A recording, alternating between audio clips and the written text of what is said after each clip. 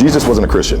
He was a Jew, and he didn't come to create a religion. The Bible, as we know it, didn't even exist when Jesus walked the earth. Not when Paul wrote his letters, not when Matthew, Mark, Luke, and John recorded their accounts. The Bible was literally compiled hundreds of years later by a pagan emperor for political reasons. That should tell you something. Now, does that mean we throw the Bible out? No, I love the Bible. I read the Bible every day. It's the most important book in my life. But it does mean we have to stop worshiping it like it's God and be honest with ourselves and start listening to the truth that is behind it. And if you doubt me, do your own research. The Bible was literally voted on by a bunch of politicians and bishops in a room deciding what made the cut and what didn't, out of mounds of texts, centuries after the fact. That's like building your spiritual life around the minutes of a corporate board meeting. And Jesus never said, read my book, because the Bible didn't exist when Jesus was here. He said, follow me. His gospel was not about denominations, and it wasn't about brick and mortar churches. He was talking about the church in the heart of men, those in pursuit of the truth, not the dogmas of men. And it's important to note that God did not write a single page in the Bible. The words came through men, deeply flawed men, written, rewritten, translated, retranslated,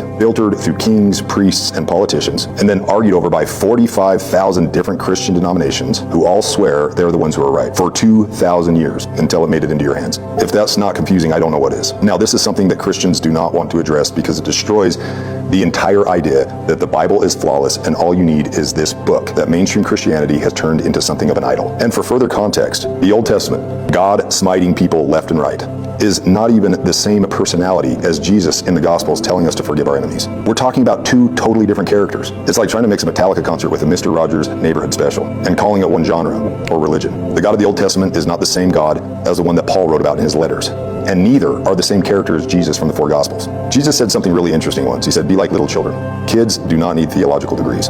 They need simple truth. The gospel was meant to be clear, freeing, and alive, not locked in denominational arguments and weaponized like the woke left and the stone casting right. Because the real gospel, the gospel that Jesus taught, is not about control.